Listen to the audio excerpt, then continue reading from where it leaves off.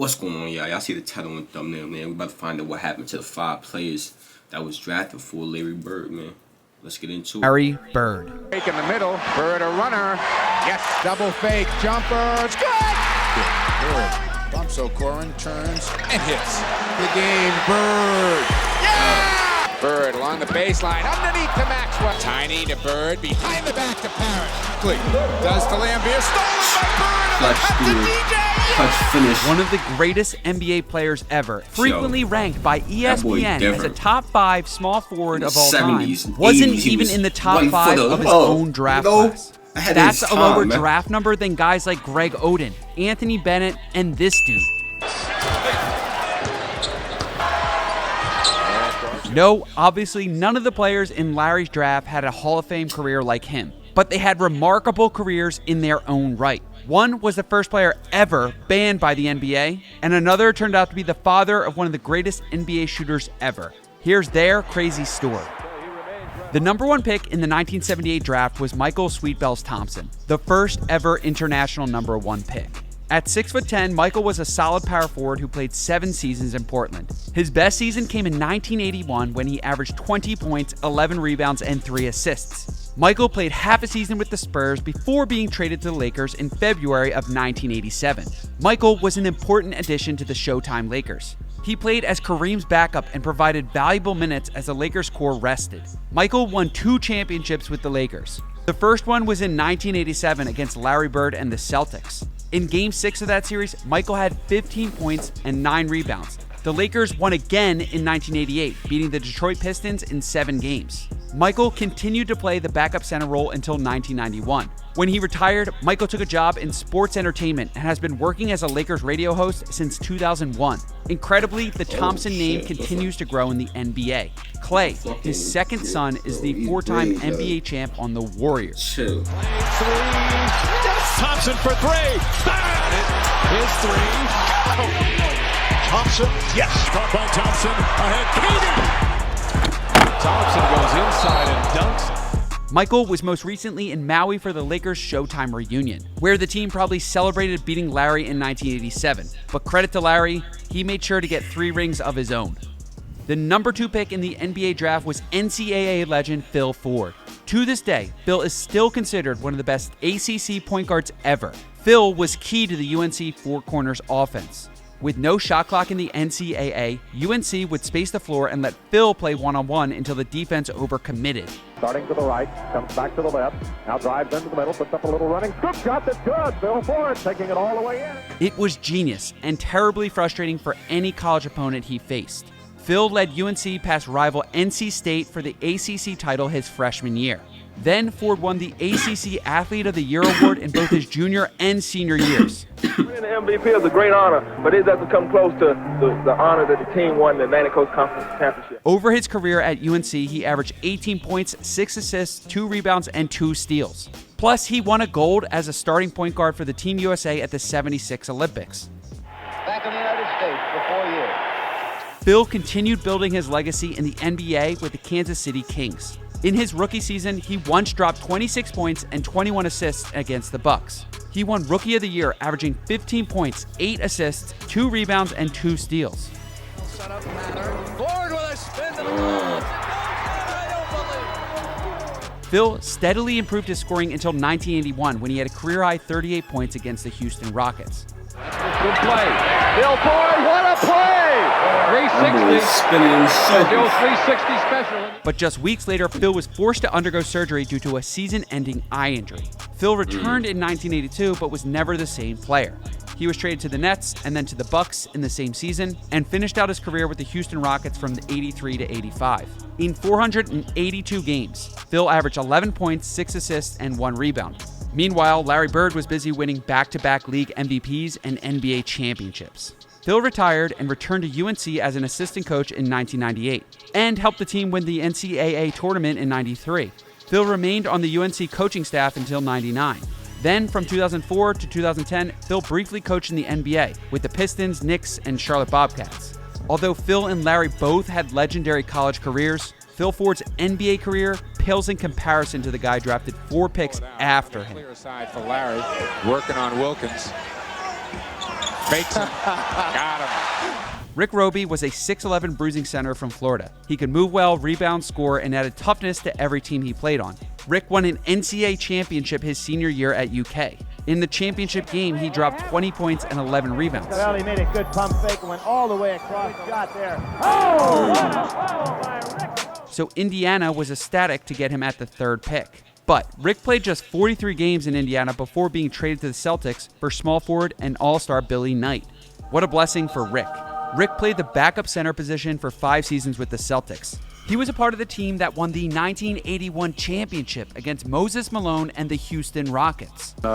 It's amazing, and I'm just very happy that I was a part of it. Rick and Larry were good friends. They were able to get Bird signed, which Bird was in my draft. The first year we were roommates, and then we decided after the first year we'd get our own separate rooms. Larry and I became very close. He, without a doubt, the greatest player I ever played with. But Rick was traded to Phoenix in 1983 and missed the prime of Larry's NBA dominance. His role diminished and Rick retired in 1986. He played 493 games and averaged 7 points and 4 rebounds. In the 90s, he became a successful real estate agent in Kentucky and still works in the industry to this day. This summer when I'm in Kentucky, I'm going to go by the governor's house and show him this world championship ring. And The fourth pick, Michael Ray Richardson, was supposed to be New York's next Walt Frazier, who, if you're unaware, is one of the 50 greatest players of all time. Like Walt, Michael could create his own shot, pass, rebound, and play lockdown perimeter defense. For a brief period of his career, Michael was in a tier just below Hall of Famer point guards like Isaiah Thomas and Magic Johnson. Michael Ray was a guy who played just like I played. Every time I saw him, he went right at me. In his second season with the Knicks, Michael averaged 15 points, 10 assists, 6 rebounds, and 3 steals. 3 seconds to go right now. Richardson lets fly. Hits! He became the third player in NBA history to lead the league in both assists and steals. He made the All-Star team every year after his rookie season with the Knicks, too. In 1982, he was traded to the Warriors in exchange for Bernard King, but played just 33 games before being traded to the New Jersey Nets. During this time, Michael was dealing with substance abuse and his career started to take a downward turn. In 1984, Michael submitted himself to rehab and played only 48 games with his new team. But then, in 1985, Michael bounced back. That season, he averaged 20 points, 5 rebounds, 8 assists, and 3 steals. He was once again the NBA steals champ and earned his 4th All-Star team selection. Michael even won the NBA Comeback Player of the Year award. However, his career came to an abrupt end. On February 25th, 1986, Richardson was banned by the NBA. Today is a sad one. Michael Ray Richardson of the New Jersey Nets has been dismissed from the NBA under terms of the anti-drug agreement between the league and its player association. The moment crushed him. Yet, Michael didn't give up. He played 14 seasons in the EuroLeague where he continued to get buckets and earn a living. l'arresto e tiro, buona mira anche per la cosa bella che è stato dinamico. Richardson. In 2002, he finally retired from playing and turned to coaching. From 2004 to 2014, he coached 2 minor league basketball teams in the CBA and 1 NBL team in Canada. He led the team to multiple championships within the respective leagues. Although Michael was the first player banned by the NBA, he didn't let that define him. I was the first player that was banned from the NBA for doing drugs. But I was also the first player that was reinstated. I am now 59 years old. I've been drug-free for 35 years. Today, Michael lives in Oklahoma and puts on youth clinics with his longtime friend and teammate Otis Birdsong. Purvis Short was the last guy drafted before Larry Bird. Ouch, Golden State, you missed on this one. You'll have to wait another 35 years until you draft an NBA champion. But credit to Purvis, he was still a very solid player in his day. Played just over a minute here in the fourth quarter. He lets it fly, and you can't stop Might as well trying to play defense all over. Short does it. Court come the Warriors, leading by 1. Now leading by 3. Purvis was 6'7" and possessed an unblockable rainbow jump shot, and he put up some ridiculous numbers with this skill. In 1984 and 85, he scored a career-high 59 points in one game, which at the time was a top 10 scoring performance in NBA history. He also had a 57-point game and a 46-point game. That season, he finished his year averaging 28.0 points per game.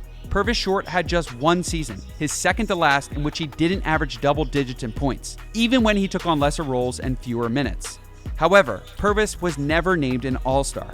The truth is, it was difficult to compete with players like Larry Bird, who at the same position scored 60 points against the Hawks just a few months after Purvis. It's good.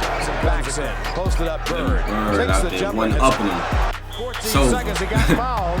He hit the shot. They're not going to count it. And Bird falls into Joe O'Toole. Then in the same season, Larry averaged 28.7 points per game, along with 10 rebounds and 6 assists. Purvis Short wound down his career with the Rockets, then the Nets. While Purvis was an underrated player over his 12 seasons in the NBA, he was still a model pro and highly respected by his coaches and peers. When he retired, Purvis became the vice president of an NBA program which helps players deal with some of the inherent problems of the NBA lifestyle. Today, Purvis is the director at the NBA Players Association, and he continues his work in supporting NBA players on and off the court. Purvis Short deserves his flowers. It's just tough to shine when you were the last guy drafted before Larry Bird. Before, you fell in love with Klay Thompson's shot, the Steph Curry shot, Chris Mullin's shot. The shot that was known in the Bay Area was Purvis Short. The crazy thing is that everyone agreed that Larry Bird should have been the #1 pick in 1978. Bird had dominated college basketball, averaging 30 points, 13 rebounds, and 4 assists. There you go, Larry Bird coming averaging that is different. He pushes him back in with a good ball fake. Staley is just staying in place, set play coming off the low double post. But drafting him was a huge risk. Bird was just a junior at the time, and he made it clear to the NBA teams in '78 that he would not skip his senior season. Plus, signing him would require a massive contract. Knowing this, the Indiana Pacers traded their #1 pick to the Portland Trailblazers and selected a cheaper option in Rick Roby. The Celtics took a chance and picked Bird 6th. Larry was obviously uninterested in the beginning, but Coach Red Auerbach used the year to negotiate with him. Finally, just a few weeks prior to Larry's draft rights expiring, the Celtics pulled off a deal, $3.25 million over 5 years, the largest rookie contract in all of sports.